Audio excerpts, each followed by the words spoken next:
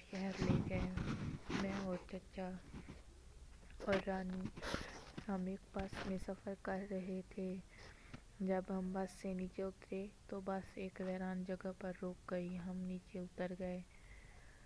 ایسا محسوس ہو رہا تھا جیسے کوئی آفت یا بلا کے سائے میں آ گئے ہوں۔ رانی کو پھر دورے پڑنا شروع ہو گئے تھے۔ رانی اور چچا جان ایک چھاؤں کے نیچے بیٹھ گئے تو میں ان کے لیے تھوڑا دور جا کر پانی لے آیا۔ نے پانی پیا۔ رانی کی طبیعت تھوڑا سنبھل گئی اور مجھے بھی رانی پہ ترس آنے لگا۔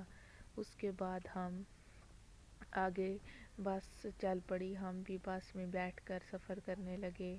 چلتے چلتے بس خراب ہو گئی۔ ایک ویران اور سنسان مندر کے سامنے ہم وہاں رک گئے، اترے نیچے تھوڑا چلنے پھرنے کے لیے، لیکن وہ جگہ بہت ویران اور خطرناک محسوس ہوتی تھی۔ ایسا محسوس ہوتا تھا جیسے یہاں پر کوئی بھی کبھی آیا ہی نہ ہو، اور ایسا لگتا تھا صدیوں سے ویران پڑی ہے۔ اوپر سے جھٹ پٹ بجلی کڑک رہی تھی، بارش ہو رہی تھی، گرمی کا موسم تھا، بارش برس رہی تھی۔ بارش کا برسنا اچھا لگ رہا تھا، مگر وہاں پہ خاصی قدرے ڈر بھی لگتا تھا۔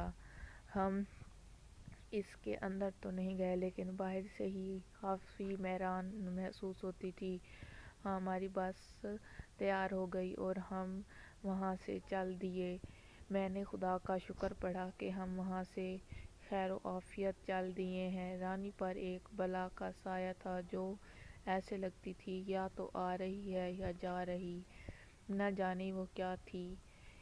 ہم جب اس مندر کے سامنے رکے تھے تو مجھے ایسا محسوس ہوتا تھا جیسے میں بھی اس چیز میں دھنسا چلا جا رہا ہوں۔ ایک گلوب سا محسوس ہوتا تھا۔ مجھے خود بہت ڈر لگتا تھا۔ وہ چمگادڑ کی شکل سے کی سی محسوس ہوتی تھی۔ ہمارا سفر گزرتا رہا۔ ایک رات کے بعد ہم شہر پہنچ گئے، اور شہر پہنچنے کے بعد رانی کے دورے بھی کم ہونے لگے۔ ان دوروں کی وجہ سے جو ہمیں بہت پریشان کرتے تھے۔ ہم ایک بابا جی کے پاس گئے۔ بابا جی نے ہمیں ایک سائیکالوجسٹ کے پاس جانے کا مشورہ دیا اور کہا، آپ کی بچی ذہنی مریضہ بن چکی ہے۔ مجھے ایسا لگتا ہے اس پر کوئی سایہ نہیں۔ آپ اگر کسی سائیکالوجسٹ کو دکھائیں تو۔